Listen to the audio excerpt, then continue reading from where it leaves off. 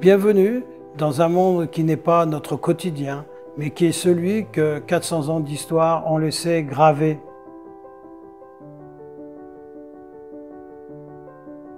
On va vous parler de la collection, qui est quelque chose de pas très facile, car elle représente le travail des femmes et des hommes au travers de leur savoir-faire, de leur expérience, de leur volonté de laisser une trace et surtout d'appartenir à un monde qui était le leur.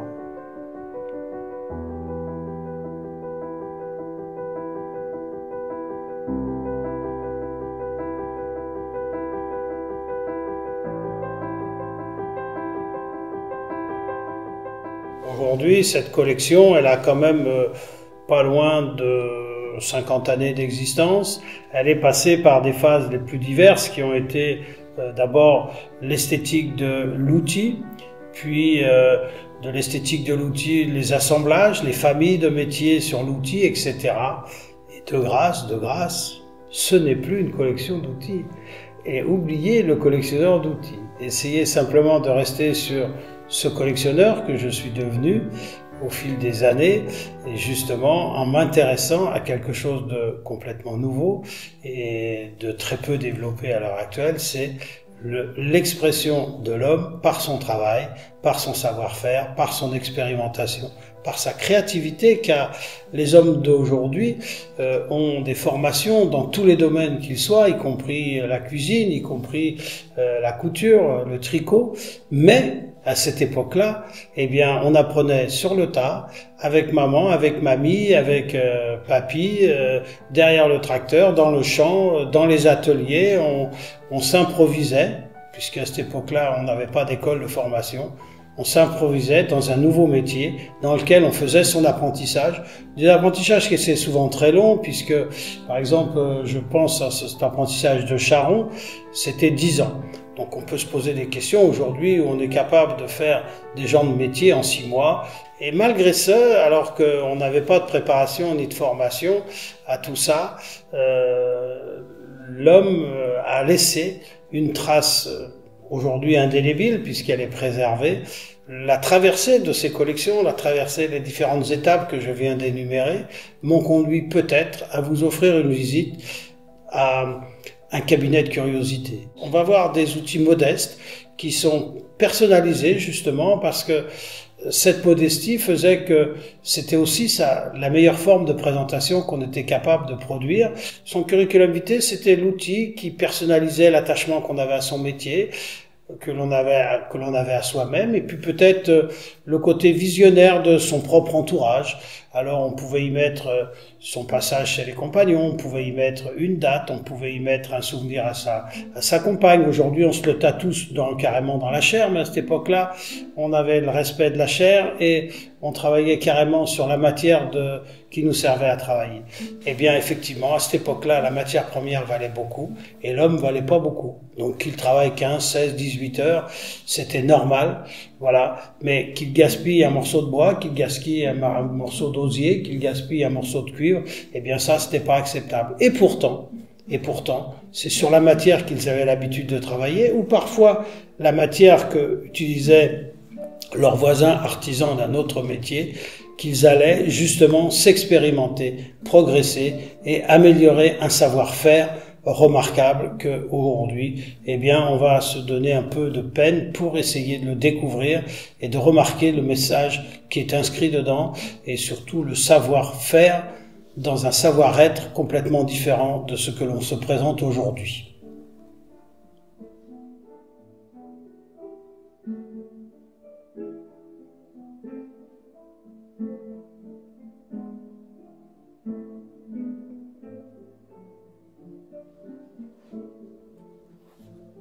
Nous allons traverser ensemble une partie importante de la collection qui est autour de la girouette, des croix de chemin, des croix de ville et des enseignes. C'est un poste très important puisque c'est le début de la reconnaissance et de l'existence des métiers qui pouvaient s'afficher.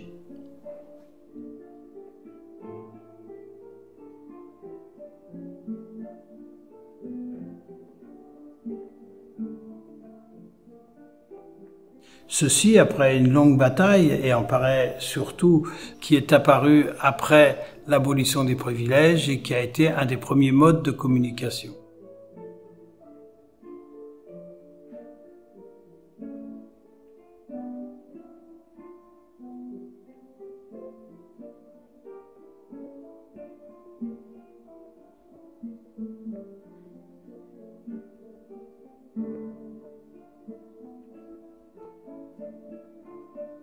L'autre point important que l'on peut constater dans les enseignes, eh bien, c'est les supports sur lesquels sont faites ces enseignes, c'est-à-dire ça peut être du bois peint, ça peut être un tableau, ça peut être un verre gravé, ça peut être une pièce de virtuosité, ça peut être un éclairage, ça peut être une pièce en forme, ça peut être simplement la représentation de taille surdimensionnée de la fabrication propre, exemple la fabrication des sabots.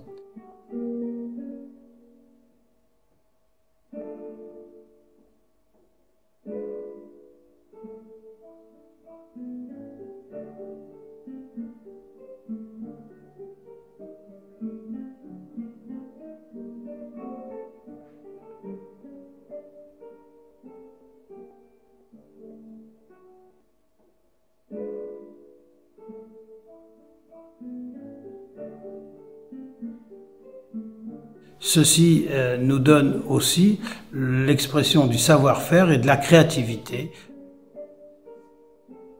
Par exemple, chez les maréchaux Ferrand, il était de tradition de réaliser son enseigne au travers d'un bouquet de Saint-Éloi. Ce bouquet de Saint-Éloi était la reconnaissance au saint patron, Saint-Éloi, mais surtout à tout ce que l'on avait appris au cours de son Tour de France ou au cours de son parcours de découverte du métier. Dans ces modes de communication, au travers de cette collection, on a pu découvrir les croix de chemin qui menaient au moulin et qui ont été les premiers moyens de pouvoir s'exposer, de se faire reconnaître comme professionnel. Et puis, il y a les côtés anecdotiques du café, le bon médecin qui guérit la faim et la soif, bien évidemment, sans oublier la veuve Pagot perruquière, qui n'était que symbolique tous égaux devant le rasoir, la perruquière étant au XIXe siècle la guillotine.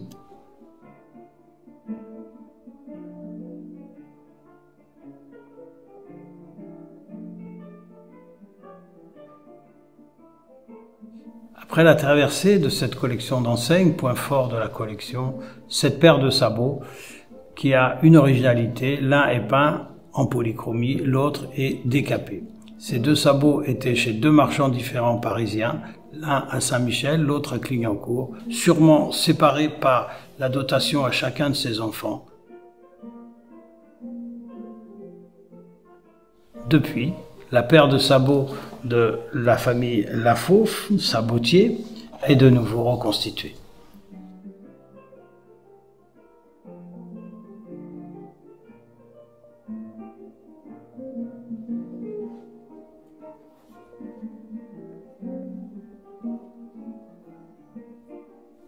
Une partie de la collection va nous parler du travail des femmes.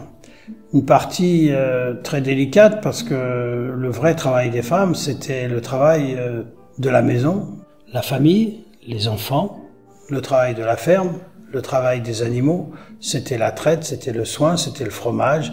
Malgré ça, elles nous ont laissé des petites choses très intéressantes, aussi bien sur leurs travaux, comme les coiffes que nous avons ici, mais aussi sur les petits outils qu'elles se sont réalisés, que leur mari leur a réalisés à la veillée, pour leur donner un peu de confort dans l'exercice de leurs applications.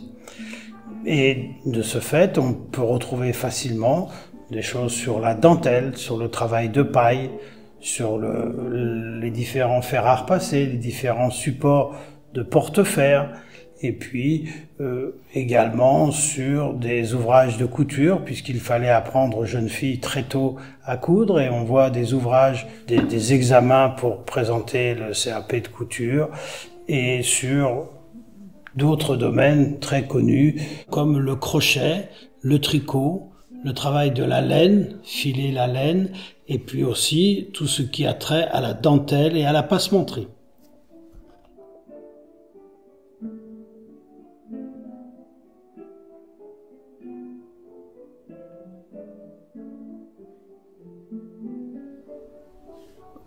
Voilà un magnifique coffret de paille réalisé par les femmes lors du battage et lors de la moisson.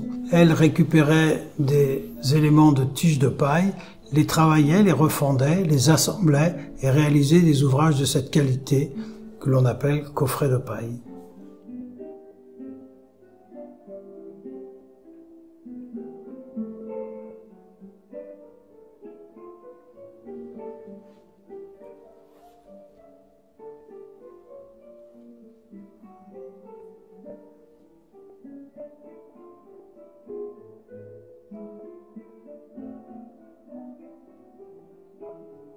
Petits éléments pour le travail, pour préparer le travail des femmes. Effectivement, avant que la couturière ne prenne le fil et l'aiguille, eh bien, elle s'aidait de ses poinçons pour faire le pré-piquage et également de ces outils tranchants qui leur permettaient de préparer l'ouverture des boutonnières qui ensuite allaient se passer par l'aiguille.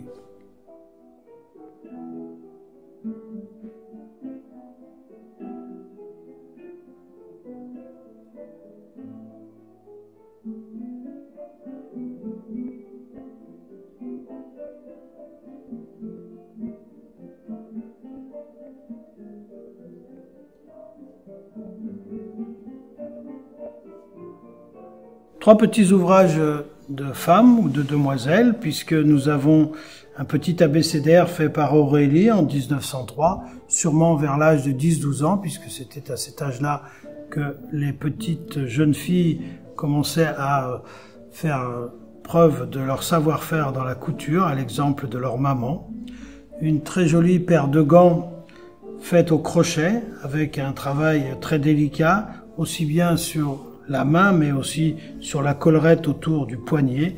Vraiment un beau travail et un travail surtout de longue haleine.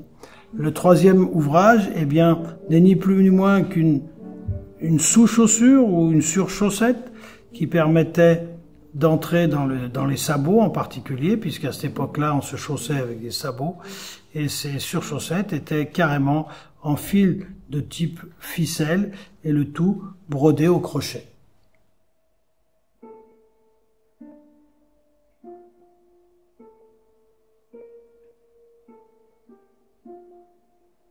Voici trois ateliers très spécifiques de dentelière. Deux se dénomment des tambours de dentelière de par leur forme et le troisième s'appelle un carreau de dentelière. Ceci est défini entre autres par la région dans laquelle c'était utilisé et ce n'était qu'un support pour l'ouvrage. L'ouvrage étant fait à partir d'un dessin pré-perforé puis ensuite mis sur le carreau ou le tambour et ensuite on prépiquait les emplacements pour faire tisser ce qui deviendra la dentelle au travers des fuseaux que nous avions en main.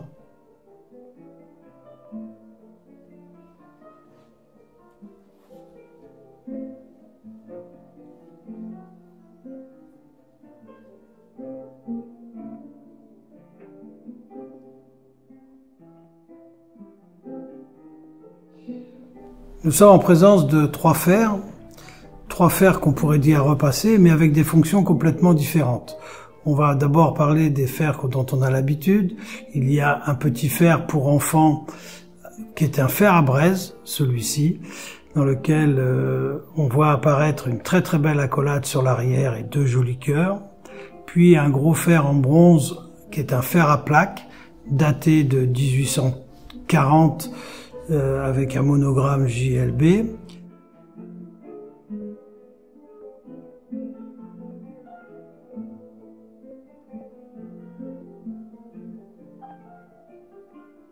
Puis un autre petit fer à plaque, cette fois-ci en fonte d'acier, avec une poignée bois de belle facture.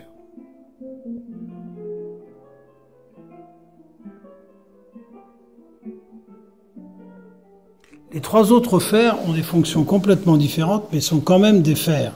Vous avez d'abord un fer à friser, celui qui a une pince, puis un fer à gaufrer, celui qui a une très jolie poignée décorée d'une pastille, et un fer à tuyauter, celui qui a un gland juste au-dessus de la poignée. Fer à tuyauter était utilisé pour les coiffes, en particulier chez les Bretonnes, et pour les fers à gaufrer, c'était pour les vêtements un peu sophistiqués, un peu chics, pour les cols, etc., qu'ils étaient utilisés. Ceci était bien évidemment 6 fers à fonction différente pour les métiers de femmes.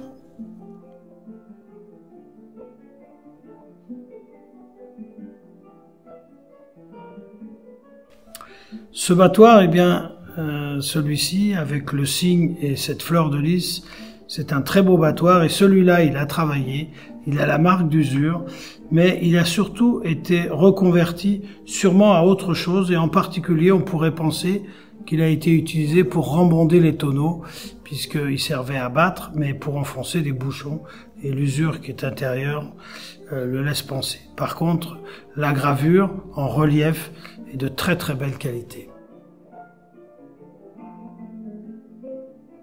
Quant à ce petit battoir, il aurait pu être un battoir d'enfant, ou tout simplement d'une personne de petite capacité, de petite corpulence. Il a une usure de travail, mais il a surtout des décorations merveilleuses et très très élaborées.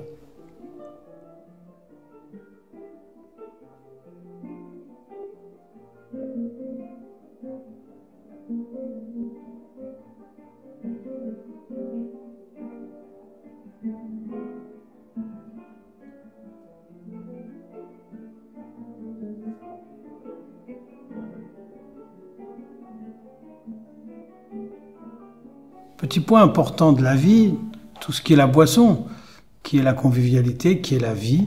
Et pour ce faire, eh bien, nous avons ici un petit chef-d'œuvre de compagnon tout en haut, de tonnelier. Puis nous avons des pichets anthropomorphes, zoomorphes, quelques petits pichets pour aller à la vigne, et puis des outils autour de la vigne, y compris le tire-bouchon et les barres de foudre dans leurs différentes configurations.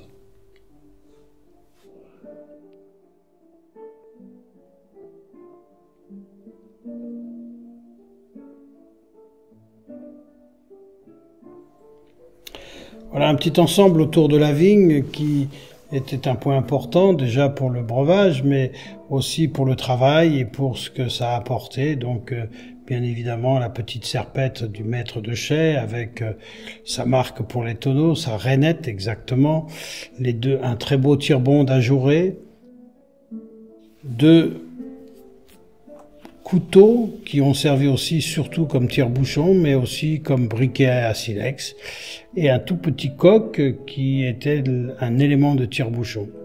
Sur les extérieurs, on voit un joli tonnelet pour aller à la vigne et boire son petit coup de gnôle souvent, mais surtout ce tonneau nous apporte toute la description du métier de la vigne, avec le vigneron dans sa vigne, sa femme, et lui qui souffle sur la vigne pour la récolte et sur son visage. Et un petit gobelet en bois, cette fois-ci. Au milieu, nous trouvons un tasse-vin en bois, recouvert de feuilles de vigne sur l'arrière et d'un serpent pour servir de poignée.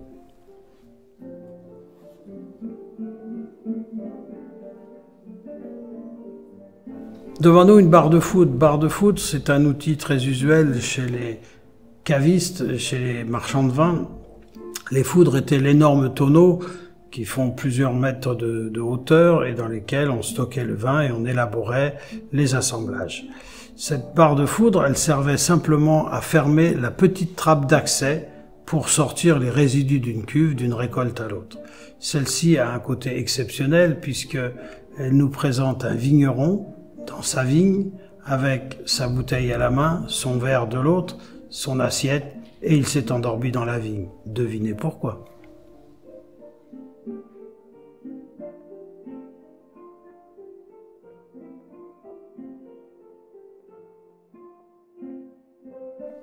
Nous sommes dans une autre position, celle qui nous parle un peu de ce qui est l'odeur, le tabac, les épices, puisque sous le regard attentif de Adam et Ève sur leur pendule, nous avons des petites alambics pour les huiles essentielles.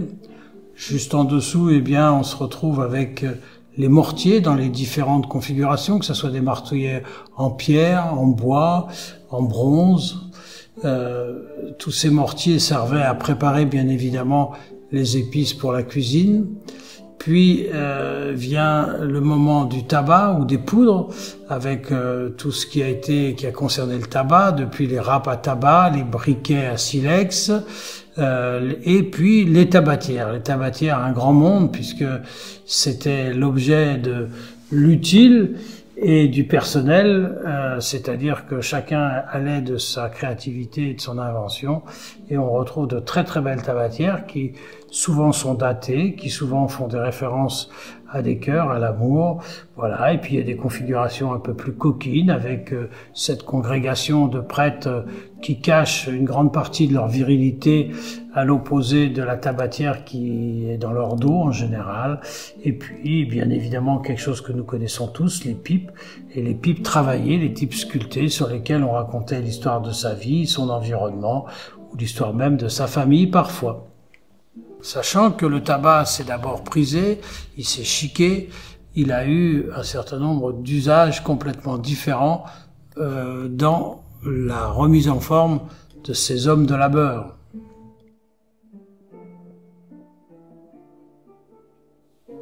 Une petite pause comme d'habitude pour le tabac, puisque c'est la petite cibiche que l'on se prend en douce, voilà. Et donc ces quelques éléments qui nous rappellent les tabatières, en tout premier cette petite grenouille, qui est une très jolie grenouille, qui est une tabatière et qui est un bel exemple de zoomorphie.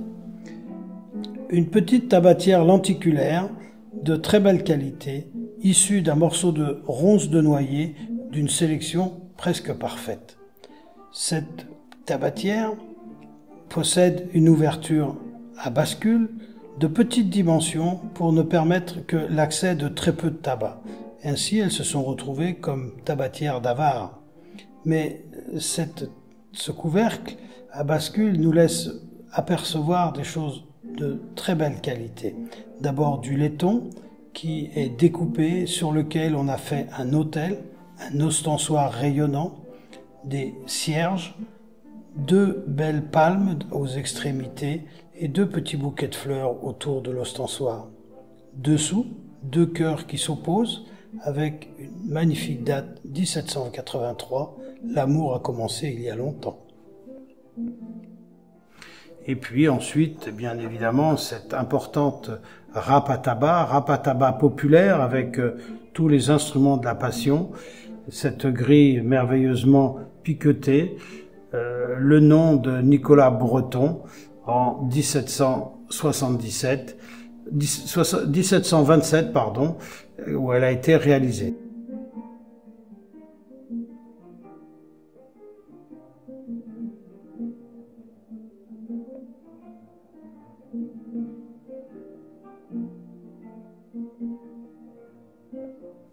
Pour compléter cette présentation, évidemment, nous avons adjoint cette râpe à tabac beaucoup plus chic, sûrement une râpe à tabac de commande faite pour un propriétaire digne de ce nom, quelqu'un de très embourgeoisé, avec évidemment ce conquérant, ces cœurs et cet écran de florilège tout autour. Ensuite, eh bien, tabac sans pipe, aujourd'hui, ça serait une hérésie. Et donc, cette très belle pipe qui laisse apparaître le saint patron des teinturiers, puisque c'est marqué dessus, et puis tous ces hommes au travail, tous ces hommes affairés devant leur tâche, dans leur rôle sûrement de teinturier, et tous ces pampres de vigne, ces grappes de raisin, ces fleurs, un travail extraordinaire sur juste une petite pipe, vraiment une réalisation assez fabuleuse. Et puis, sur la seconde pipe que nous avons montrée, eh bien, nous avons le couple, la famille, les témoins sûrement du mariage, les observateurs, les animaux qui courent autour, les curieux aussi, et puis cette boule creusée en transparence qui peut bouger. Donc c'est aussi un travail de virtuosité au niveau de sa réalisation. Pour terminer, sur le plan des arômes, parce que évidemment il y a beaucoup de choses et pas forcément pas forcément accessibles, eh bien nous avons ce mortier en bronze avec ses colonnettes décorées et son pilon de bronze aussi qui a servi à écraser bien des choses et qui nous donne un joli son.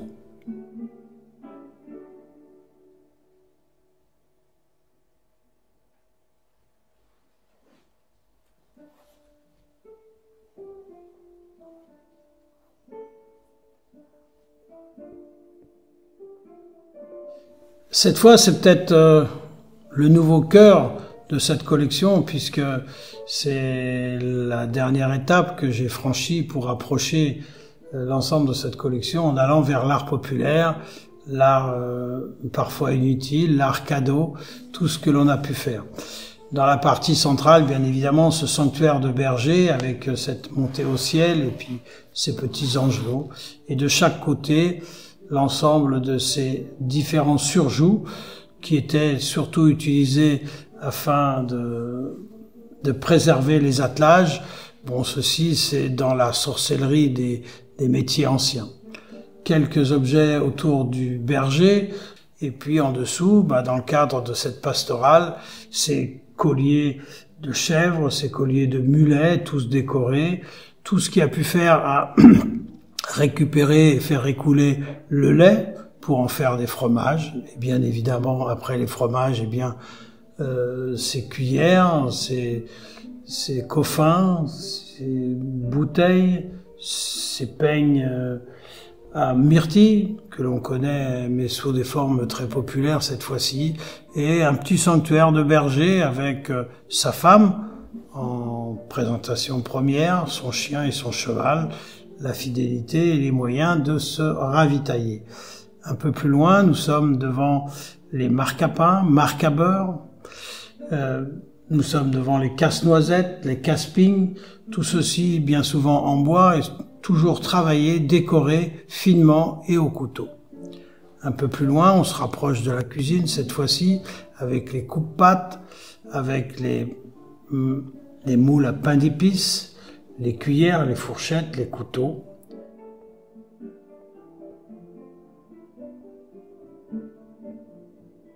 Et puis, dans le premier plan, eh bien, des plaques à beurre, des plaques à chocolat, des moules à fromage, ainsi que ce saladier aussi en laiton. Et c'est d'ailleurs même pas du laiton, c'est carrément du cuivre avec toute cette croix de balle. Par contre, ce moule à gâteau type, on pourrait dire à Kouglof, mais sûrement pas de la région alsacienne, avec sa fleur de lys, et sur sa gauche, eh bien, un ensemble de couperets. Nous entrons dans le monde de la cuisine avec trois hachoirs zoomorphiques, puisque un à tête de poulet, l'autre à renard en pied, et un cheval au galop. Ces trois hachoirs ont une caractéristique, surtout sur celui qui représente un poulet, où nous avons dessus les quatre as majeures qui sont très représentées en découpe, et comme par hasard, on s'aperçoit que l'as de pique est à l'envers, et la symbolique nous dit que c'est un mauvais signe pour ce qui s'est passé dans cette famille.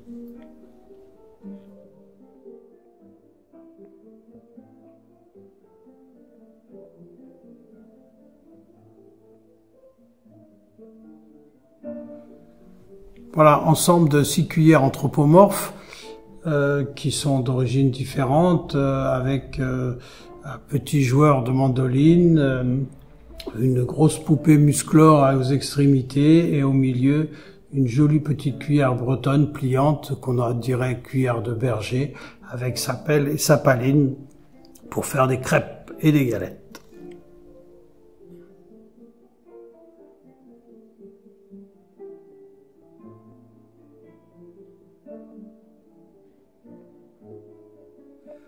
Pour le sucre, on était équipé de petites haches à sucre, puisque le sucre nous arrivait en pain, donc on cassait, et donc ces deux petites haches à sucre nous permettent de laisser transparaître d'abord une main et un bras qui portent la hache taillante et écrasante, et un autre avec deux petits glands à chaque extrémité. Le troisième instrument qui est sur cette table n'est autre qu'une pince à sucre, et cette fois-ci, elle est gravée partout, datée, mais elle servait à pincer le sucre pour l'écraser. Petit ensemble de 5 casse-noisettes, casse-noix en bois, décorés ou d'une main ou d'une tête, ou bien d'une fleur de lys, ou bien d'un denton, ou d'un pierrot. Et un 6e casse-noisette, celui-ci en métal, complètement ajouré, décoré, qui est une pièce du 17e.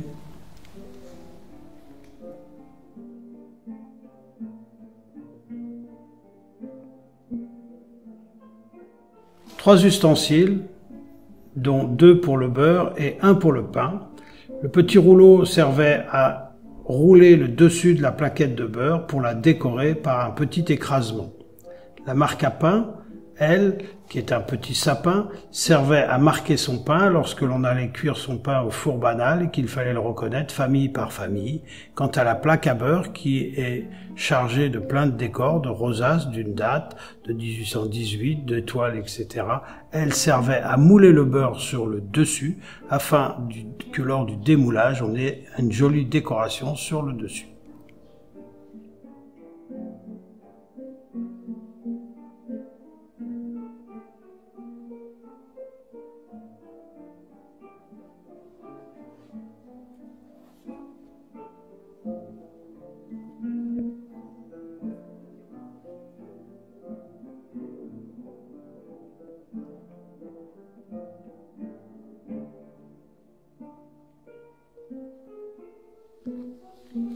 Ce petit récipient n'est pas une petite gamelle, mais ça se rapproche de la gamelle qu'on a connue au début du XXe siècle pour aller déjeuner. C'était des porte-déjeuner, effectivement. Ce petit récipient en cuivre martelé, étamé à l'intérieur pour la qualité alimentaire, eh bien, était un porte-déjeuner. C'est avec ça qu'on partait sur son chantier, c'est comme ça qu'on partait, avec ça qu'on partait au champ pour s'alimenter le midi.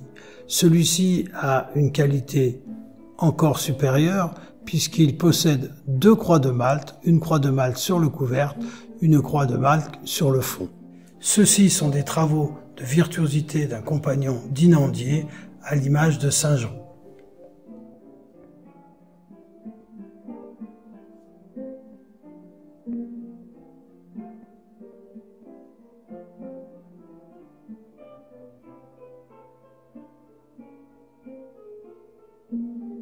Voilà, le populaire peut aller jusque-là.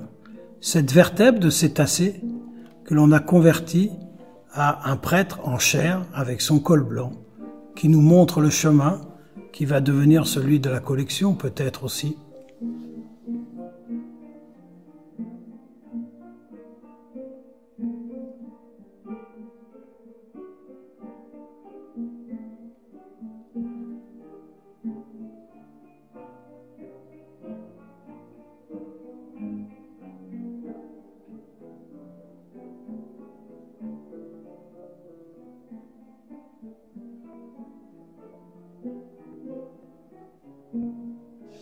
Parler des sabots est un sujet complexe parce qu'il y a eu tellement de création et de créativité autour du sabot que je serais toujours très incomplet et pas suffisamment élogieux. Toujours est-il que ce métier, qui était un métier difficile, qu'il fallait à peu près une dizaine d'années pour en acquérir la pleine maîtrise, a permis d'abord de chausser l'ensemble du peuple, puisque tout le monde portait des sabots. Je me permets simplement de vous rappeler qu'aujourd'hui, les gens qui travaillent portent encore des sabots, parce que c'est quand même la seule chaussure qui ne se dégrade pas avec les acides. Mais bien évidemment, ce qui m'a intéressé en tant que collectionneur, c'est d'essayer de trouver les paires les plus sympathiques, les plus décorées, les plus élégantes. Pas forcément les plus portées, bien que dans celle-ci, il y en ait qui aient été portées. Un petit rappel à Betmal, qui était la vallée des Pyrénées où tout le monde était sabotier et où on a fait des sabots très décoratifs. Mais n'oublions pas que le sabot, en règle générale, a une forme attribuée à la région dont il vient.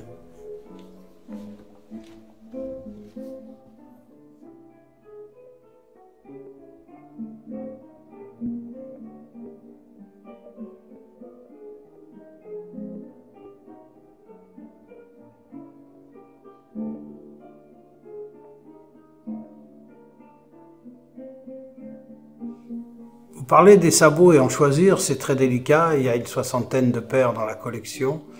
Et malgré tout, ces 3 paires qui sont devant vous doivent nous permettre de voir des détails. Le sabot ajouré, c'est un travail très approfondi qui demande une réserve de matière pour celui qui va réaliser ces fleurs et surtout cette transparence entre l'intérieur et l'extérieur du sabot.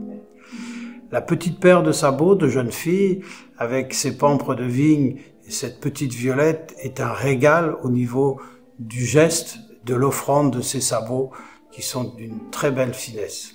Et puis il y a la virtuosité représentée par cette grande paire de sabots qui est sûrement une maîtrise de compagnon, voire un chef-d'œuvre, qui a non seulement réalisé un sabot, mais nous a trompé l'œil en nous le traitant comme un soulier de cuir avec ses piqûres, ses surpiqûres, cette déformation du cuir. Vraiment, la virtuosité était là dans cette pièce.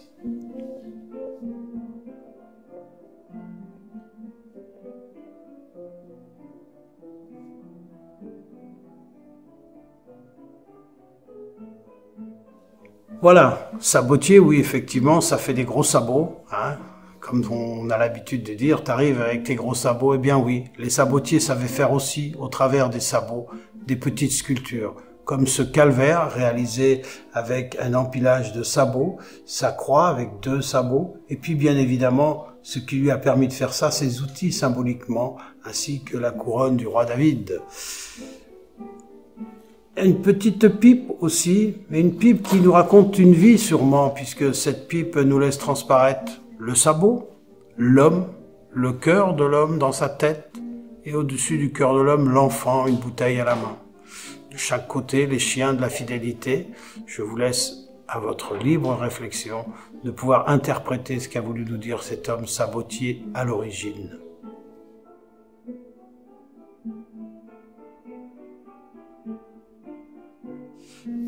Et puis, il y a le confort de l'homme, du patron, quoi. Il a réalisé son encrier dans un sabot, un bouchon avec un sabot, des petits sabots pour décorer le haut des porte-plumes, et puis une très jolie lyre. Ça aussi, c'est une création qui est propre à un sabotier. Et il n'était pas avec ses gros sabots pour faire tout ça.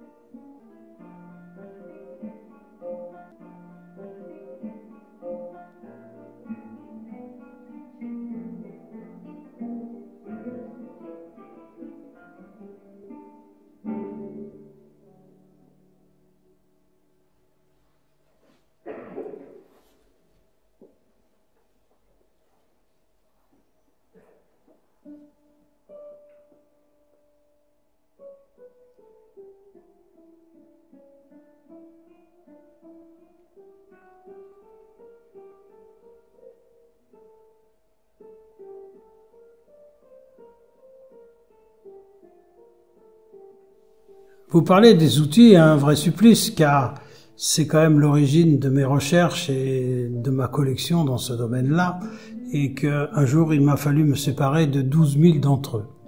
Malgré ça, ceux qui sont restés là et ceux qui sont restés dans ma famille de la collection, eh bien, sont d'une variété tellement importante qu'il en est même difficile de pouvoir vous en parler. Que ce soit des marteaux, que ce soit des objets de perçage, que ce soit le métier de maréchal ferrant, que ce soit des niveaux, que ce soit des perpendicules, que ce soit des compas, que ce soit des scies, voire même des rabots. Tout ceci est un monde très important et bien évidemment, aujourd'hui, l'intérêt pour moi se porte essentiellement sur tout ce qui a pu être gravé dessus, tout ce qu'il signifie, tout ce qui a été la créativité de l'homme au travail.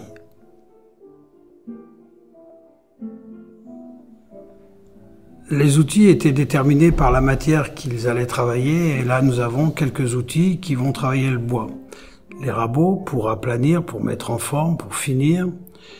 Ce grand rabot avec ce bonnet phrygien pour l'ouverture du copeau. C'est ce petit rabot métallique pour la finition, qui était un très bel outil du XVIIe, puis 2 petits rabots, un petit rabot noisette et un rabot plus petit qui étaient utilisés par les luthiers. Et puis cette hache à marquer qui est ce qu'utilisaient les forestiers pour désigner l'abattage et le choix de l'abattage et la maturité d'un arbre. Cette hache a une particularité. D'abord, elle est dénommée. On sait qu'elle vient de Saumur en Auxois, qu'elle appartenait à Jean-François Faure. Mais surtout, sa forme, très élégante, représente une danseuse qui écarte sa robe. Et cette petite scie, complètement insignifiante, qui appartient à un menuisier à Monteux, qui nous a rappelé que celui qui la trouvera, à moi la rapportera. Mais ce qui nous apporte, c'est que cette scie, avec ses ajours, ses découpes, est 17e. Nous sommes en présence d'une hache de charpentier, dite hache à blanchir, qui est un emmanchement bien particulier avec une douille, un manche pas très long, car ce n'était pas un abattage de force, mais c'était un travail de finition. Cette hache a beaucoup de choses à nous raconter et on va essayer de le découvrir ensemble puisque c'est quand même là l'intérêt de cette hache en particulier. Premièrement, déjà, le nom de ce charpentier, il est clairement énoncé et il s'appelle Léonard Biré.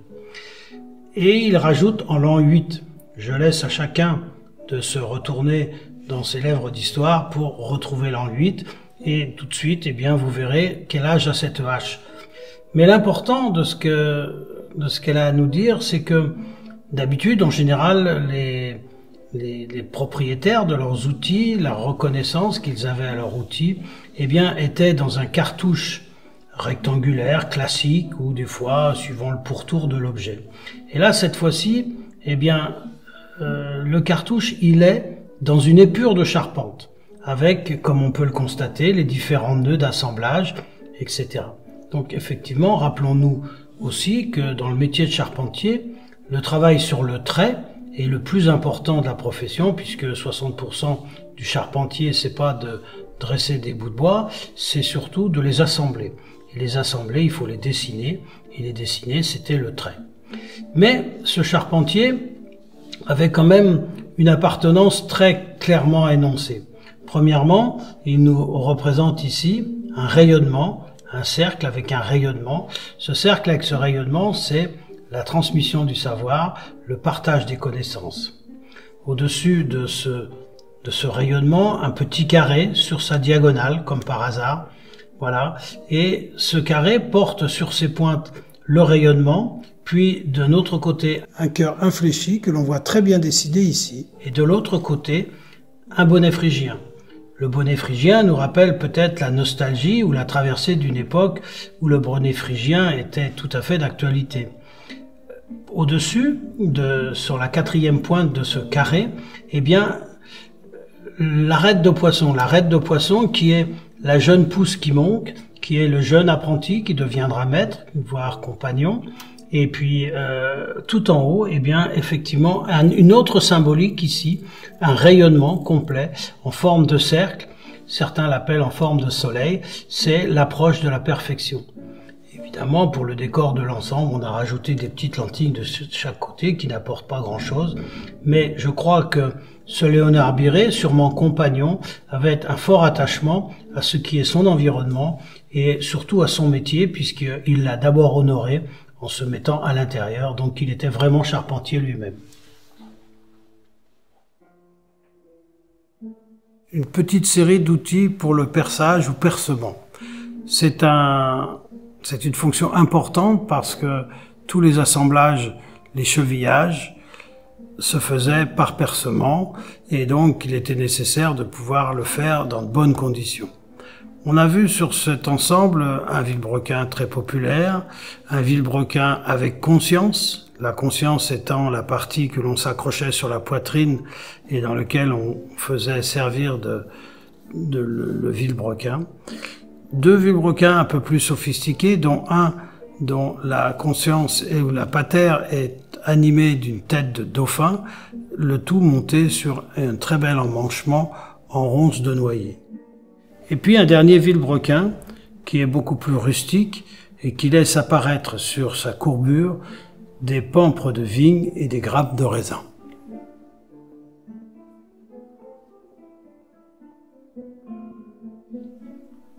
Enfin, voici un petit rabot. Le rabot, c'est issu d'une famille qui servait à raboter, comme son nom l'indique, mais il y a eu tellement de modèles, il y a eu tellement d'essais, d'expérimentation dans la conception du rabot et dans l'utilisation surtout, car si on s'arrête un peu sur celui-ci, eh bien on s'aperçoit que non seulement il a une semelle métallique, mais il a une semelle concave. Donc ça déjà, on peut dire que ça servait à finir des parties arrondies qui peuvent être des manches, qui peuvent être des éléments de tonneau, qui peuvent être une canne par exemple, etc. La beauté de celui-ci, c'est l'équilibre qu'il a, parce que ça fait un petit rabot à queue, de par la préhension de cette queue, mais surtout le poussoir qui servait à être pris par la deuxième main, c'est-à-dire que cette fois-ci on travaillait en tenant et en guidant et en poussant. Grâce à ça, eh bien on a un bel exemple d'un outil zoomorphique comme on souhaite en avoir de temps en temps, et c'est pas souvent fini. Donc on voit très bien ceci, voilà. Et puis il y a une esquisse d'un petit dessin, assez pauvre d'ailleurs, hein. Savoir faire un cercle avec un verre, eh bien on sait aussi faire une petite rosace. Celle-ci n'est pas du tout sophistiquée, mais malgré tout ça nuit pas à l'ensemble esthétique de cet outil zoomorphique.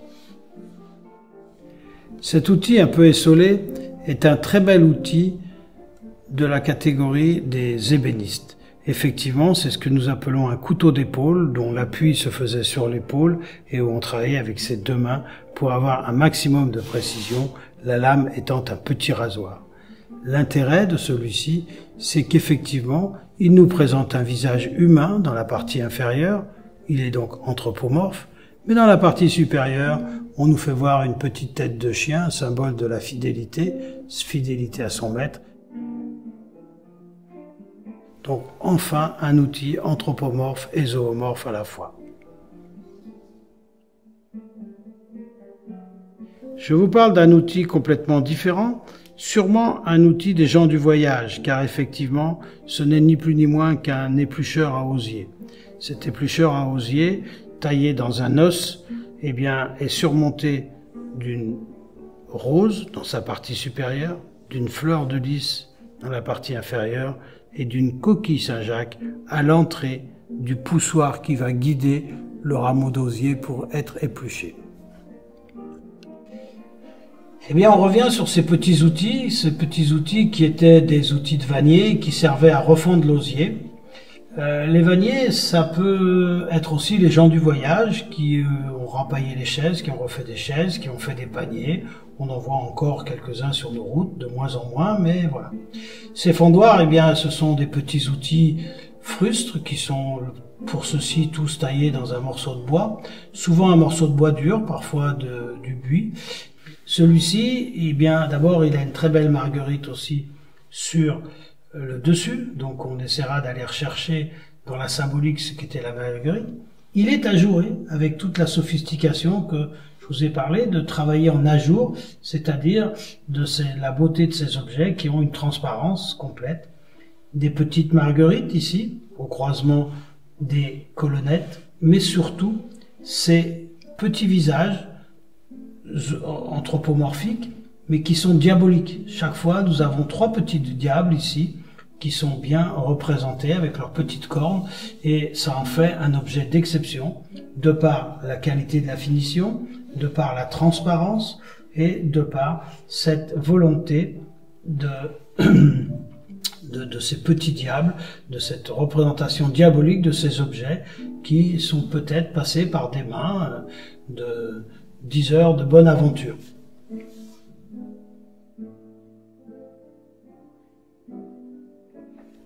Comment parler des outils en passant à côté des marteaux?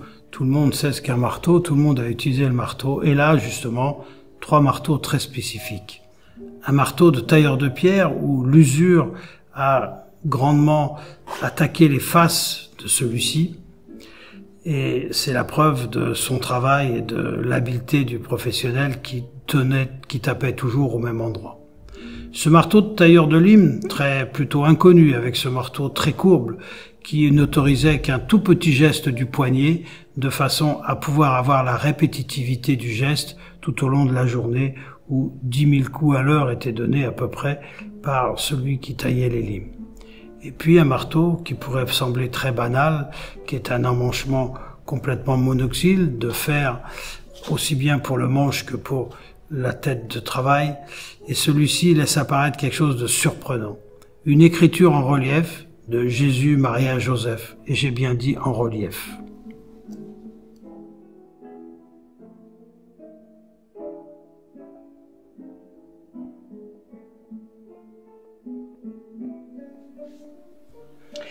Voilà un très bel outil. Outil surprenant, mais un très bel outil. Très bel outil d'abord par sa fonctionnalité. Effectivement, cet outil n'est ni plus ni moins qu'une scie de chirurgien. Oui, ne criez pas aïe aïe aïe. Aujourd'hui, ne vous inquiétez pas, on vous coupe les os à la Black & Decker à cette époque-là. On les coupait avec une scie. Mais scie de chirurgien veut dire aussi sophistication dans l'élaboration de ce type d'outils. Les outils de la médecine en général avaient une sophistication bien autre que les outils usuels de l'artisanat. Donc évidemment, c'était souvent des objets de commande, et ces objets de commande, eh bien, on préférait quelque chose d'assez élaboré. D'ailleurs, on va voir que celle-ci, rien que dans le montage de ce qui sert d'emmanchement, eh bien, il y a un très beau travail de forge. On s'aperçoit aussi que on a un cadre qui est monoxyle. Un seul morceau de ferraille a permis de faire tout cet ensemble. Les petits détails qui peuvent entrer, c'est effectivement ces renflements, ces guillochages, ces petits cercles, ces 3 cercles. Et comme par hasard, ils sont au nombre de 3. Ce papillon, qui est une belle sophistication, ces tendeurs de lame avec ces diables ailés qui sont à l'extrémité, que l'on peut voir à l'envers évidemment de l'autre côté de la même façon. Ils sont vraiment bifaces. Mais le plus beau de cet ensemble réside dans effectivement cette tête de faune en tête de scie qui en fait un objet d'exception, un des plus beaux objets de cette collection. Nous sommes en présence d'un outil de Maréchal Ferrand, outil emblématique de la profession qui s'appelle un boutoir. Ce boutoir servait à préparer la sole du sabot avant de referrage. Comme c'est un outil emblématique, je vais essayer de vous faire découvrir le détail de cet outil emblématique. Nous avons ici la croupe du cheval. Nous avons ici la queue du cheval. Derrière, nous avons la jambe du cheval, le pied du cheval, le sabot, le fer et la fourchette. Déjà, les détails sont nombreux.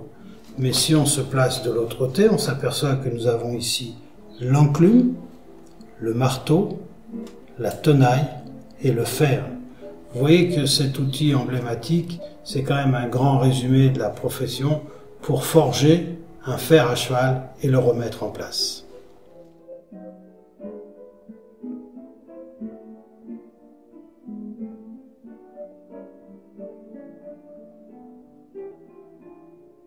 Cette présentation sur la maréchalerie est composée de 2 boutoirs, de 2 petits sabots devenus tabatières, des sabots de poulain qui ont été retravaillés pour en faire des tabatières, une très belle flamme de Maréchal Ferrand qui n'était autre que la trousse à outils du Maréchal Ferrand pour soigner les chevaux, qui était le premier vétérinaire et souvent le premier docteur du village. Mais il a été aussi considéré comme le sorcier du village parce que c'était lui qui soignait sur l'enclume entre le fer et le feu.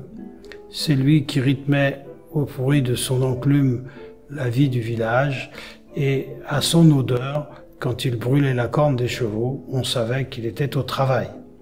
Bien évidemment, ces différents outils sont plus ou moins sophistiqués mais apportent beaucoup de choses au savoir.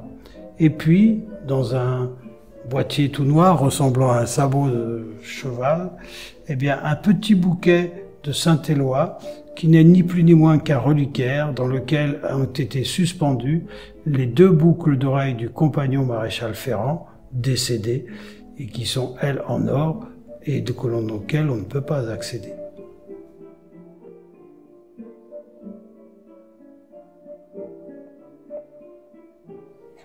Ce petit outil, cette petite aiguille après percée de Maréchal Ferrand est un très bel exemple de ce que l'on pouvait sculpter pour faire un manche, c'est-à-dire pour l'inutile. Une très belle patte de cheval, un peu touffue ou un peu velue, et un cloutage sous la partie inférieure de très belle qualité. Une pointe acérée qui pouvait servir à faire des perçages, des percements dans des plaies, dans des blessures ou des saignements.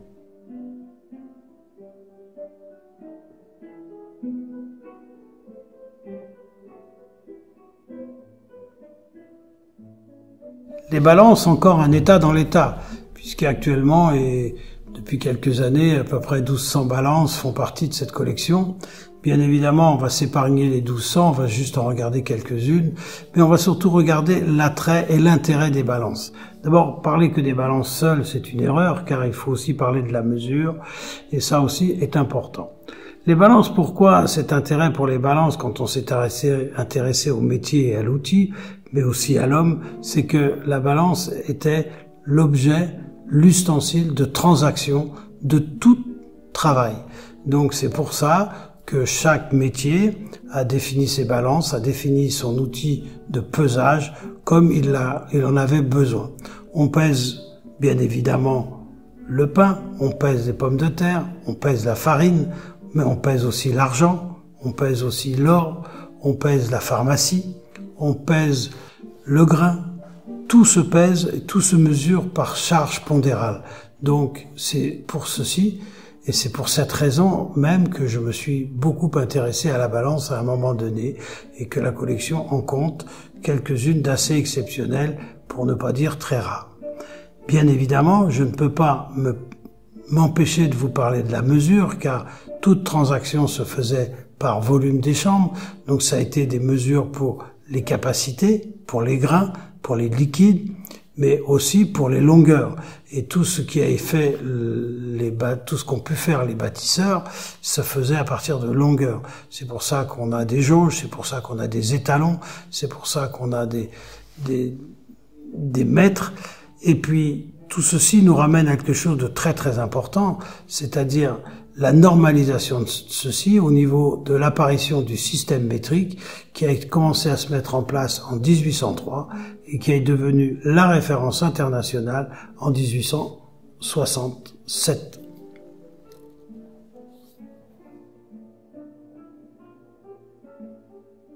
Et on va commencer par ce premier voyage avec 4 petites balances de techniques et de technologies différentes. Tout en bronze avec ses petits plateaux et ses petites flèches en canard, une petite Béranger de très très haute qualité avec un socle en bronze tout entièrement moulé, une fonderie de grande qualité et une décoration tout à fait à la hauteur de cette balance.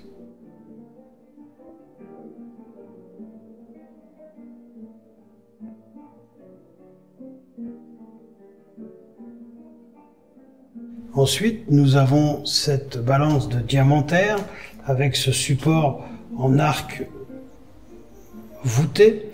C'est une balance de type romaine avec 2 curseurs et une inertie très très forte. C'est-à-dire que cette balance est une balance de diamantaire qui permettait des charges de très grande précision et des mesures de la même chose.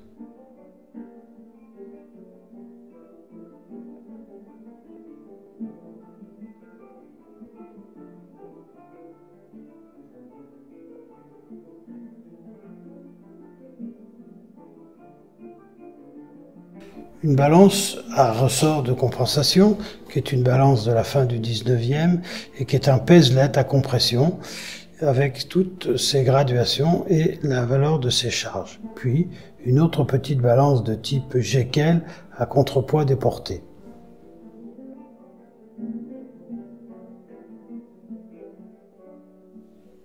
Très belle petite balance présentée seule parce que une certaine originalité. Pour une fois, on a une colonne qui n'est constituée que de quelques serpents, le quelque étant 3, puis une suspente avec un 4e serpent, et les 2 bras de la balance sont aussi des serpents.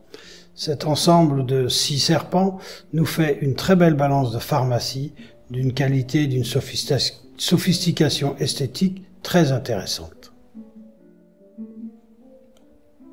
puis une autre balance à bras égaux sur une colonne déportée avec un système débrayage. Et cette balance est une balance monétaire à poste fixe, puisque à l'intérieur de son tiroir, l'ensemble des monnaies mondiales était en place et que l'on pouvait débrayer la balance lorsque les charges se variaient trop et afin de pouvoir la stabiliser.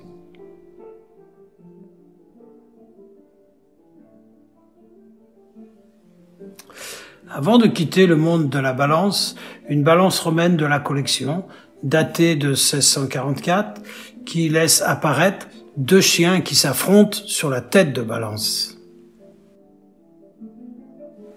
Puis, sur un montage judicieux, on voit apparaître cette fois-ci une tête de balance romaine, qui fait aussi partie de la collection. Et cette fois-ci, nous avons deux visages qui s'opposent. Et je crois que on peut imaginer qu'au XVIe, voire au XVe, on ait pu créer des balances d'une qualité complètement différente de ce que l'on peut voir aujourd'hui.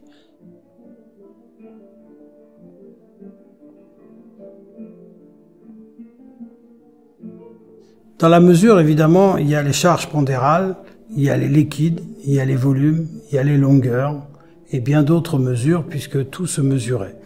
Donc on a vu un peu les charges pondérales, on va s'approcher des liquides avec ces deux étalons de référence, la pinte et la chopine, qui sont des mesures agréées, en particulier par les marines au XVIIIe siècle, et qui sont des étalons de référence pour les approvisionnements, entre autres, sur les bateaux.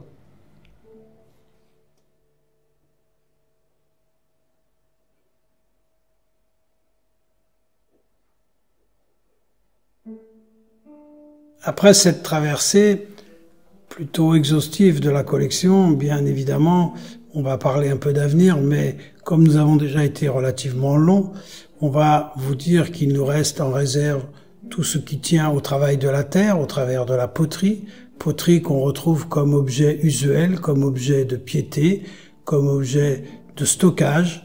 Puis ensuite, eh bien, dans ce genre de stockage, eh bien, on peut parler un peu de la vannerie, puisque la vannerie a été utilisée dans beaucoup de domaines, domaine pour enfermer ses bijoux, domaine pour enfermer ses ouvrages, domaine aussi pour pouvoir stocker.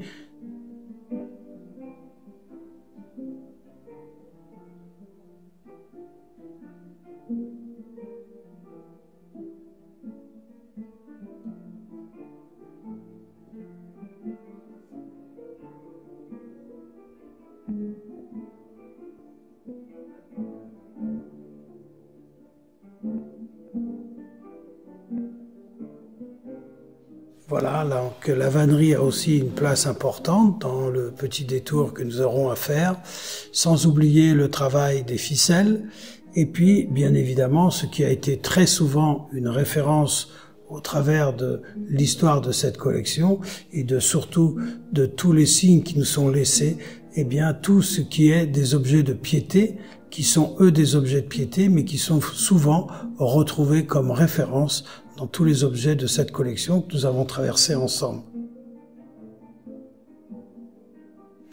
Il existe aussi quelques documents papier qui sont importants, mais qu'il est difficile de présenter dans ce film.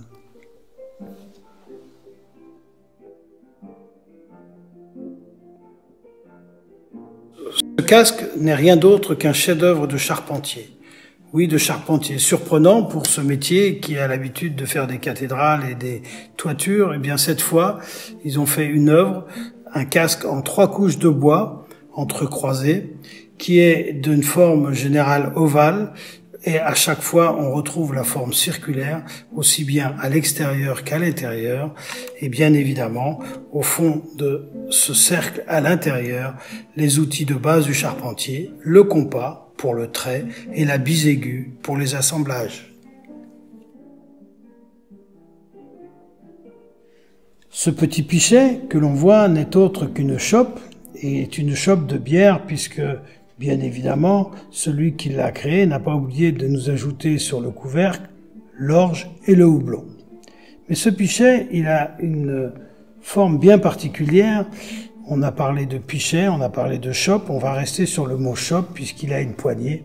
Et cette chope a une caractéristique très particulière, c'est qu'elle est fabriquée de la même façon qu'un tonneau, c'est-à-dire avec des douelles de couleurs différentes que l'on peut voir sans difficulté sur l'intérieur. Mais comme ce n'était pas un tonneau quelconque, eh bien on l'a décoré avec un pavage de biais qui est une marqueterie remarquable. Ceci est important, mais je crois que ça va un peu plus loin que ça, puisque effectivement, tout à l'heure, on a vu que sur le couvercle était l'orge et le houblon, la bière quelque part, mais surtout cette couronne de laurier avec 2 monogrammes RR. Oui, cet objet était dédié en l'honneur de quelqu'un. Voilà. Et ce quelqu'un, c'est qui ce quelqu'un? Ce quelqu'un, peut-être que ce petit singe sur la poignée qui offre une rose veut nous dire quelque chose d'autre. Et oui, celui qui m'a permis de réaliser cette œuvre, parce que c'est devenu une œuvre, eh bien, ce n'est autre que mon patron. Et donc, qu'est-ce que j'ai fait de mon patron? Je n'ai fait que le singer pour arriver à faire cet objet d'une qualité exceptionnelle qui est une œuvre à la mémoire de son patron RR.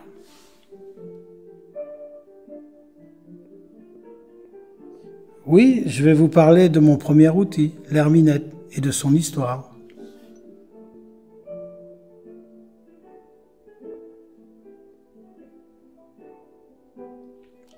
Eh bien voilà, cet outil, c'est le plus fidèle. Il est avec moi depuis 50 ans et il m'a été découvert dans une grange ardéchoise et un ami, compagnon, m'a expliqué toute la valeur et toute la représentation ainsi que la sophistication de cet outil. Effectivement, elle est simple, elle est modeste, mais elle est pratique, elle est adaptée et les hommes de métier ont toujours travaillé à l'adaptation le mieux possible à leurs propres outils.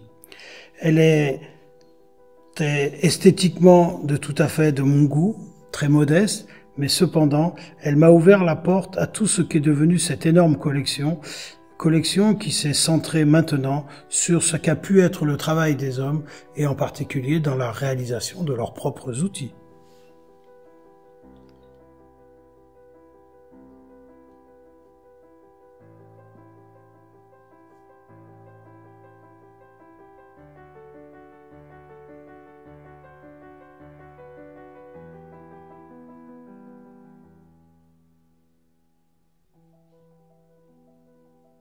Oui, le parcours a été un peu long pour vous aussi, mais pour moi aussi. Seulement, je trouve que il a été tellement captivant, tellement émerveillant, je ne sais pas si on peut utiliser ce mot, mais tellement merveilleux, que j'espère que vous arrivez à mesurer maintenant le spectre que nous avons essayé de parcourir. On a été dans beaucoup de domaines, dans beaucoup de lieux, dans beaucoup de savoir-faire, dans beaucoup de métiers, dans beaucoup de matières. Mais à chaque fois, on a retrouvé une chose importante, la force des femmes et des hommes qui étaient derrière tout ce que l'on a pu vous montrer, derrière tout ce qui est dans cette collection, et tout ce qui est la cohérence de cette collection quand on y réfléchit bien et qu'on se positionne sur le domaine de ce qu'a été le travail des femmes et des hommes, dans leur vie, dans leurs loisirs, dans leur créativité, dans leur capacité à faire et à nous laisser une trace. Je crois que c'est ça qui est important. Mais ce qui est peut-être le plus important, c'est de savoir comment demain, on saura garder cette cohérence, garder cet ensemble, le préserver et savoir que 400 ans de milliers d'heures de travail d'hommes et de femmes sont derrière nous, avec nous et aujourd'hui présents. Sachons préserver ça, car il n'est pas sûr que demain, l'histoire nous permette de laisser une présence aussi importante des nouveaux matériels que l'on crée pour savoir les jeter très vite et très rapidement. Je vous remercie beaucoup de tout l'intérêt que vous avez pu porter à ce long temps de parole, à ce long temps de visite, mais croyez que je suis très fier de l'intérêt que j'aurais pu vous apporter et je vous en remercie beaucoup.